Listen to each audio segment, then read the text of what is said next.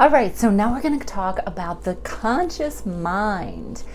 The conscious mind is the critical mind, the mind from which we speak and think critically and do our everyday tasks, okay?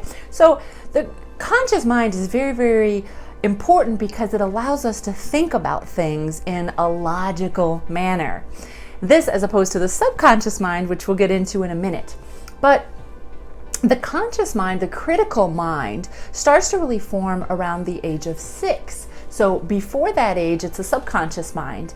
And basically, children up until the age of about 5 or 6 are really living from, they're sponges and everything's going directly into their subconscious mind. So you as a parent, this is really important to remember that everything that you say and that you do around that child, they're just taking it in much like a sponge, right? So they're taking it in, and these beliefs that you're imparting to them is going to be absorbed into their subconscious mind. So if a child is experiencing something difficult and traumatic when they're younger, or a certain patterning, they're watching mommy and daddy grow up in a negative, toxic relationship, then the subconscious mind is absorbing that, thinking that it's normal and thinking that this is a normal type of relationship, and when they get older, they're going to reproduce the same thing. Once the conscious mind comes into play, now that's when the critical thinking takes over, and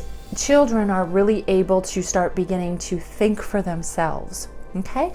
And as an adult, we always think, I'm very conscious of this happening. But what we don't realize is that a lot of times we're living from our subconscious mind without even realizing it.